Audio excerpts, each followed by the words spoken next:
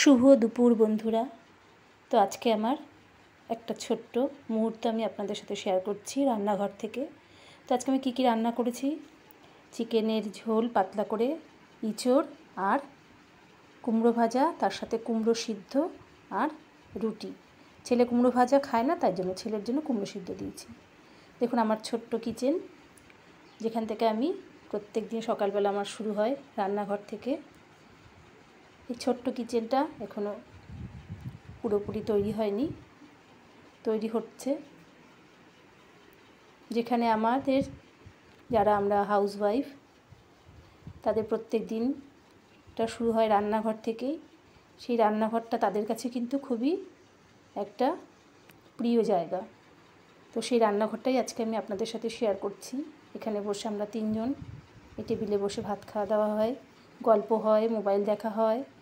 তার সাথে সাথে দেখুন আমাদের অনেকটা জমি নিয়ে বাড়ি, সেই জমির কিছুটা আমি গাছপালা, জমিটা কিছুটা আপনাদের আমি দেখাতে পারছি জানলার ফাঁকা দিয়ে।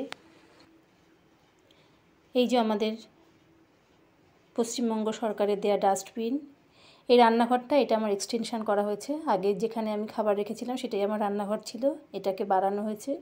সমস্ত কনস্ট্রাকশান চলছে। তো এখান থেকেই আজকে আমার রান্না হয়ে গেছে। সমস্ত ওভেন টোভেন, গ্যাস ওভেনের সমস্ত ধুয়ে টুয়ে সব ঝুড়ির মধ্যে উপর দিয়ে দিচ্ছি। এই যে আমার রান্নাঘরের সাথে বাইরের অংশটা, যেখানে আমি প্রত্যেক দিনের জামা কাপড় ধুয়ে মেলা, কাচাকাচি করা, সামনেটা পরিষ্কার করা, ফুল তোলা।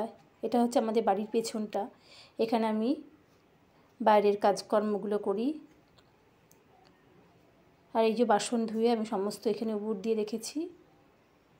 আর এই একটা ছোট্ট আলমারি, একটা টেবিল আছে, সমস্ত প্রয়োজনীয় জিনিসপত্র এর মধ্যে ঢুকিয়ে রাখা আছে। সবাই ভালো থাকবেন, সুস্থ থাকবেন।